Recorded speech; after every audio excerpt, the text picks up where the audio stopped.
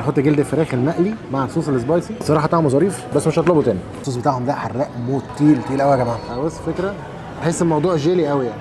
احنا موجودين في اندونيسيا والنهارده هنشوف مع بعض اغرب الاكلات الشعبيه واحنا في جاكرتا.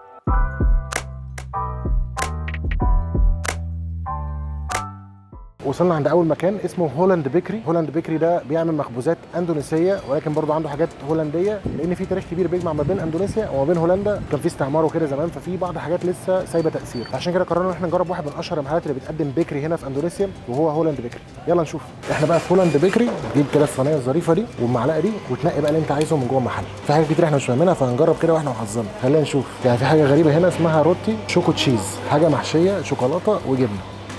في حاجه غريبه تانية هنا اسمها ليمبر ايام، ده عباره عن حاجه اعتقد انها ليها علاقه بالفراخ، فخلينا نجرب. هنجيب بقى حاجه تانية برضو اسمها روتي سوسج ريبس، شكلها مختلف شويه، فخلينا نجرب ونشوف طعمها عامل ازاي. Excuse me, is it halal or no? Halal. Okay. What do you recommend the best? Bacang or stick rice, this rice. Same like this? Like this, but this. جبنا شويه حاجات تشيز كوكو وديت تيكي رايس مع فراخ. هنحاسب بقى. يلا بينا. طبعا عشان مفيش مكان جوه القعده فاحنا اشترينا شويه حاجات وقلنا نجربها معاكم. ده اكتر حاجه صراحه بالنسبه لي غريبه يعني. بص شكلها عامل ازاي. دي المفروض انها فراخ مع ستيك رايس معموله جوه ورق شجر. خلينا نجرب. قفل الموضوع بدبوس عشان يحافظ عليها مقفوله طول الوقت يعني بص ده شكلها من جوه غريب شويتين. تفتح كده وتضرب ستيكي رايس مع فراخ. نقلق شويه. كميه سكر غير طبيعيه. الصوص اللي فيها سيء جدا، طعمه اندونيسي صرف، تحس ان هو مسكر قوي ازيد من اللازم يعني، مسكر كتير قوي، طعمه غريب يعني بالنسبه لي. اكيد مش هطلبه تاني يعني. هنجرب حاجه ثانيه. الستيك رايس كان سعرها 9000 يعني حوالي 18 جنيه. وجبنا حاجات ثانيه برده. دي حاجه المفروض اسمها باستال ايام، ده عباره عن حاجه زي السمبوسه كده عندنا ولكن بتبقى محشيه فراخ. دي سعرها 13000 تقريبا يعني حوالي 26 جنيه. فخلينا نجرب. طعمها ظريف، التتبيله بتاعتها مظبوطه، خليط ما بين الفراخ والجزر والبطاطس، فصراحه اختيار كويس مش وحش يعني ممكن اطلبه تاني عادي. حلو جدا. جبنا حاجه ثانيه، دي المفروض انها حاجه زيها برضو اسمها بيبر باك كسيل. دي برضو المفروض زي عجينه ولكن محشيه خضار وسعرها برضو 9000 يعني 18 جنيه. فخلينا ندوق. طعمها كويس.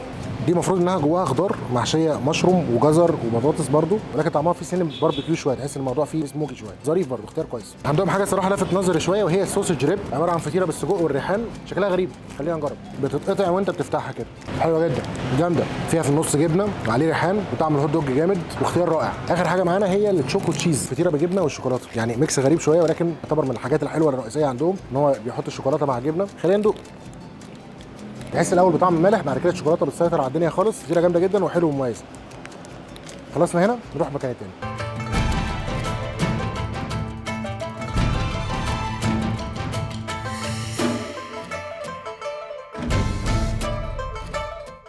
جينا مول سارينا، واحد من الاماكن المشهوره هنا فيها ستريت فود كويس ونضيف، عشان نجرب واحد من اشهر الاطباق عندهم وهي الناسي جورينج. الناسي جورينج ده المفروض ان هو رز مقلي عموما ووسط بيتعمل بقى فراخ وخضار وكده، فمتحمسين. خلينا نجرب. شكله ظريف جدا والطبق تحس ان هو متكامل فيه كل حاجه. خلينا نجرب.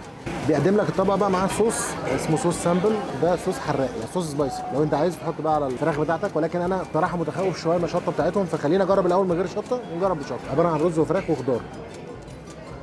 تحس ان هو مسكر شويه، كل حاجه في الطبق تحس انها بتكمل بعضها شويه، ولكن حاسس ان هو فيه شويه سكر يعني. خلينا نتاكد كده.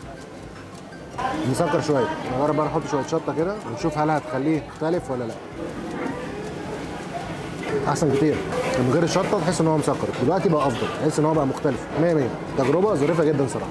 لو حسيت ان الشطه زايده شويه فتقوم حاطط بقى ايه شويه خضار عليه وتقلبه كده بحيث ان الطبق يبقى اهدى شويه معاك. سعر الطبق دوت 51000 روبيه يعني بالمصري حوالي 100 جنيه تقريبا. يعتبر السعر متوسط يعني، سعر مش غالي ومش رخيص. بيعجبني هنا ان الناس بتركز في صحتها يعني، مهتم بصحته، فعايز الطبق يبقى متوازن، فراخ ورز وخضار بس.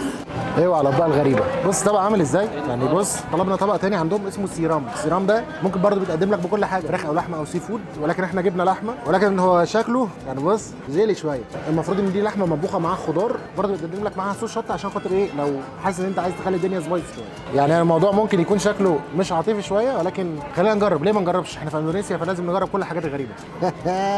بص فكره، تحس الموضوع جيلي قوي يعني كانك بتاكل حاجه فيها جيلاتين شويه. خلينا نجرب. ملمسه في البق غريب شويه، ولكن اقسم بالله طعمه خيالي والله العظيم. تحس انها شوربه اللحمه العاديه اللي احنا بنعملها، ولكن هنا تحس انها تقيله شويه وتحس انها يعني ماسكه نفسها كده. بص ده اللي بقول لكم عليه، في كميه كثافه غير طبيعيه، ولكن كطعم طعم يعني ممتاز. خلينا نجربها مع خضار. انسى الشكل خالص وما تفكرش في الشكل، دوس وبقلبك وهتتبسط، لكن ما تبصلهاش يعني، ما تحاولش تركز مع الشكل. نجيب شويه شطه ونشوف بالشطه عامله ايه. دي حاسس انها من غير الشطه احسن شويه، يعني اللي في النص ده انا مش عارف ده ايه، اعتقد نودلز. خلينا برده نجربها كده. بحس في لزلزه في الموضوع، بس طعمها جامد، طعمها ظريف. وده بقى يعرفنا انت مش كل حاجه يعني تبقى تشوف شكلها من بره تقول انها ممكن تكون سيئه، لكن لو جربتها ممكن تعجبك فعلا. وليه اسم طويل يعني صعب شويه، لكن طبق ظريف جدا، يعني تجربه كويسه. من ضمن الحاجات الحلوه عندهم ديزرت اسمه شامبور، عباره عن كوكتيل فاكهه كده بيتحط على ثلج وعليه سيرب وحاجات كده مختلفه وغريبه، فخلينا نشوف مع بعض.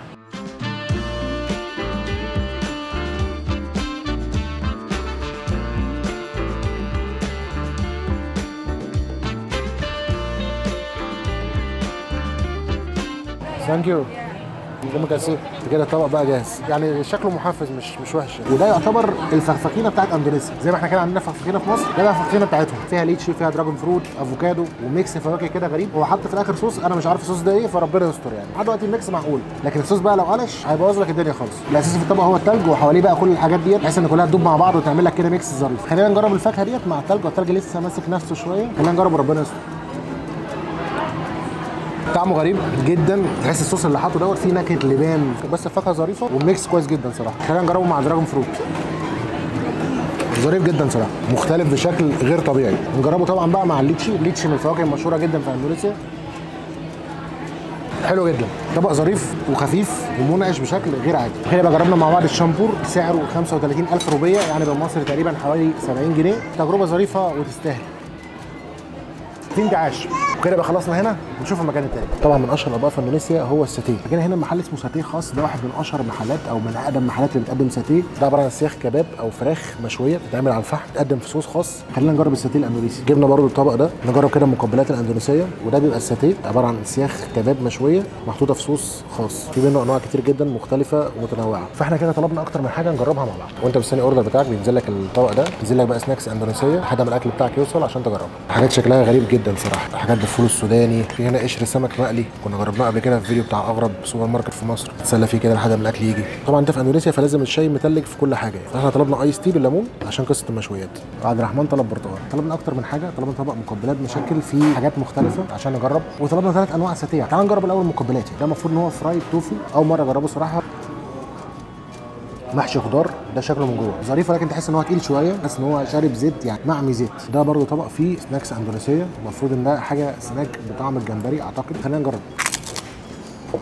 طعمه جامد، شبه شويه شيتوس والحاجات دي، سناك بطعم الجمبري. ابتدي بيه كده ايه لحد ما تخش في التقيل.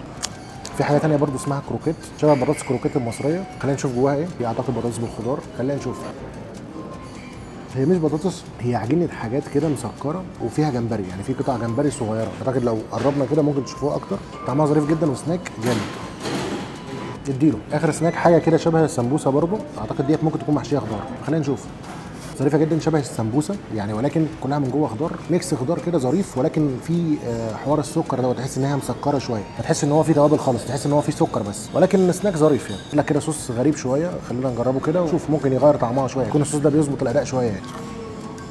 فلا اسوء، فهمش ده طحينه ولا ده ايه، وحش خالص. عندك الساتيه هو الطبق الرئيسي عندهم، المفروض ان هو لحم غنم معمول وبيتقدم في صوص باربيكيو، شكله ظريف يعني، ستيك صغيره كده فيها حوالي 3 قطع، ولكن دمها خفيف يعني. شكله يفتح النفس. خلينا ندوق. جامد السنين. ده فيه سنه سكر برضو يعني، الصوص الباربيكيو برضو حاطين فيه سكر، ولكن طعمه جامد يعني، الميكس ذات نفسه كله على بعضه تحفه. برضه في حاجه هم عاملينها تحت الطبق عشان خاطر يخلي الساتيه سخن، هو حاطط لك تحت فيه فحم عشان تضمن الاكل بتاعك يفضل سخن طول الفتره اللي انت بتاكل فيها. فده تجربه ظريفه جامد. ده المفروض ان هو ساتيه فراخ برده معمول جريلد على الفحم، قدم معاه طبق صغير كده فيه بصل وفيه صوص اسمه سامبل. الصوص دوت المفروض ان هو صوص حراق شبه الهريسه المصري شويه، ولكن ده اسمه سامبل، صوص اندونيسي حراق. احنا عاملين ايه بقى؟ حاطين كده فراخ مع الصوص الحراق، نحط كده فوقيها بصلايه ونضرب. الصوص بتاعهم ده حراق موت، تقيل قوي يا جماعه يعني. اللي بيخاف من السبايسي بلاش يقرب منه تماما، لان هو ضايع. نديها كده بقى ايس تي عشان خاطر نعرف نكمل. ايوه كده عملنا ريفريش ونقدر نكمل. اخر حاجه هي الساتيه البيف صوص الفول السوداني. انا بالنسبه لي مش من محبين الفول السوداني قوي، ولكن كنت حابب ان انا اجرب صراحه. بص ده بيبقى شكله، فخلينا ندوق. غريب شويه ولكن لطيف. لحد دلوقتي اول واحد جربناه هو اجمل واحد. ناخد اخر قطعه كده ونحط عليها شويه صوص خفيف يعني، مش هنحط كتير. حلو جدا، تجربه مختلفه وفريده من نوعها. كده يبقى شفنا اشهر طبق في اندونيسيا واللي الناس كلها بتطلبه تقريبا. يلا بينا على مكانات تانية. لسه مكملين جوله اكلات الغريبه في اندونيسيا والاكلات الشعبيه في اندونيسيا. فجينا هنا مطعم عشان خاطر نجرب النودلز الاندونيسي. جبنا حاجه اسمها مي جورينج، ده عباره عن نودلز بفراخ. جبنا طبق تاني اسمه كليت ايام، ده عباره عن جلد فراخ معمول مع الدقيق. خلينا نشوف. طبعا لحد ما الاكل ينزل طلبنا ايه؟ عصير ريد دراجون، فاكهه التنين. تعمل هنا عصير وتتقدم عادي جدا، سعرها 25,000 روبيه. فخلينا نجرب كده لحد ما الاكل ينزل.